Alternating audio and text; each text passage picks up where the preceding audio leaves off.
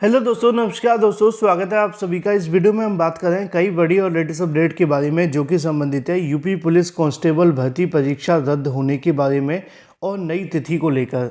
साथ ही हम बात करेंगे 69,000 शिक्षक भर्ती को लेकर, 69,000 शिक्षक भर्ती की परीक्षा के बारे में, 69,000 शिक्षक भर्ती में भी हुए पेपर लीक को लेकर। इसके अलावा अगर बात की जाए 69,000 शिक्षक भर्ती के अंदर डीजे वाले जो आज की तारीख में गाने बजाते हैं वो भी 145-46 नंबर तक लेकर के आए थे।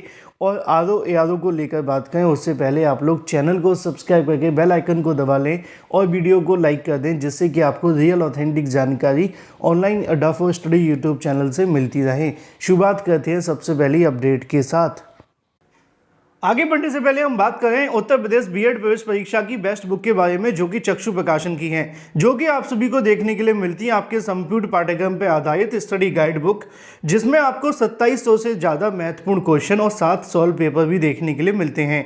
इस बुक के अंदर आप सभी को जो भी मिलता है वो सीधे तौर पर आपके आने वाले पेपर यानी कि एग्जाम के लिए काफ़ी महत्वपूर्ण है। यानी कि 100% आप सभी के सिलेबस पर आधारित मोस्ट एक्सपेक्टेड क्वेश्चंस और उन सभी क्वेश्चन की सटीक उत्तरमाला व्याख्यात्मक हल के साथ, जैसा कि आप लोग अपनी स्क्रीन पर देख सकते हैं। इन बुक को आप अमेजोन या फ्लिपकार्ट से परचेज कर सकते हैं। दोनों के लिंक वीडियो की डिस्क्रिप्शन में भी हैं। साथ ही चक्षु प्रकाशन का स्टडी गाइड के साथ में प्रैक्टिस सेट भी आता है, इसको भी आप परचेस करके अपनी तैयारी और भी मजबूत कर सकते हैं। दोनों को लिंक आपको वीडियो की डिस्क्रिप्शन में या फिर फ्लिपकार्ट, अमेजोन या स्नैपडील से परचेस कर सकते हैं या अपने नज़दीकी स्टोर से। अपनी बेस्ट प्रिपरेशन के लिए आज ही परचेस करें, लिंक वीडियो की डिस्क्रिप्शन में है।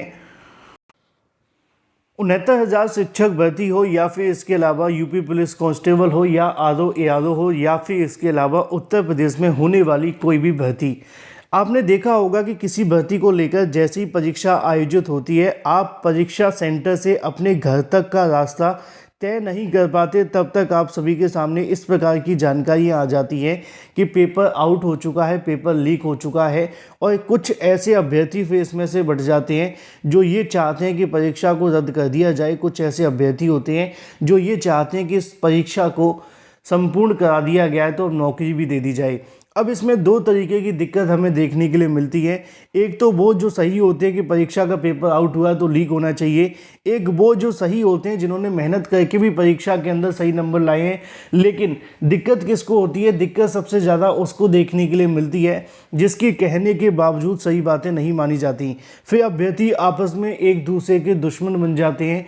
कुछ अभ्यर्थी एक दूसरे को फेलियर कह देते हैं, कुछ अभ्यर्थी कह देते हैं कि आप तो पास ही नहीं हो रहे इसलिए परीक्षा रद्द कराना चाहते हो, और जो पास हो गए वो ये समझते हैं कि पेपर लीक हुआ ही नहीं है, इस प्रकार की कोई घटना भी नहीं है। अब ये सच क्या है, झूठ क्या है, ये तो कहीं ना कहीं अभ्यर्थियों को गोल गोल घुमाने का जरिया होता है। और कुछ ऐसा ही आप सभी को देखने के लिए मिला यूपी पुलिस कांस्टेबल भर्ती के अंदर। यूपी पुलिस कांस्टेबल भर्ती परीक्षा को योगी जी के माध्यम से रद्द करते हुए आदेश दे दिया गया कि परीक्षा को 6 महीने के अंदर दोबारा से आयोजित किया जाए। अब ट्विटर पर अभ्यर्थियों के माध्यम से इस प्रकार के ट्रेंड भी देखने के लिए मिलने लगे, हैशटैग योगी विद यूथ, यानी कि जो सीएम योगी है वो युवाओं के साथ हैं, इस प्रकार की और भी बहुत सारी बातें। लेकिन मुद्दे की और महत्वपूर्ण बात सबसे ज़्यादा ये है कि यूपी पुलिस कांस्टेबल को लेकर पेपर लीक हुआ था, तो ये लीक हुआ कैसे? क्योंकि हमने हर भर्ती में देखा है। अगर हम बात करें 69,000 शिक्षक भर्ती में, वहाँ भी पेपर लीक हुआ था। 68,500 को लेकर भी इस प्रकार की घटनाएं देखने के लिए मिली थी। 69,000 शिक्षक भर्ती का मामला बहुत डिफरेंट है, जैसा कि आप जानते हैं, क्योंकि यहाँ पे तो सिर्फ आपको एक सिपाही कांस्टेबल की नौकरी दी जा रही है, जबकि शिक्षक भर्ती के अंदर पेपर लीक हो जाता है और लीक करने वाले अभ्यर्थी नौकरी पा जाते हैं। तो इसके बाद में वो फेल अभ्यर्थी ही सबको नौकरी के आधार पर पढ़ाएगा, यानी कि छोटे छोटे बच्चों को पढ़ाएगा। 69,000 शिक्षक भर्ती में तो क्या क्या हुआ था मैं आपको अगर बताने की कोशिश करूं, 145, 146 वाले ऐसे ऐसे अभ्यर्थी थे जो डीजे चलाते थे पार्ट टाइम तौर पर, और पढ़ने का उनका कोई लेना देना नहीं था, वो भी 145 और 46 लेकर के आए थे। कुछ अभ्यर्थी तो ऐसे भी थे जिन्होंने राष्ट्रपति जी के नाम तक के बारे में जानकारी नहीं रखना सही समझा, जबकि वो भी 144, 143 लेकर के आए थे।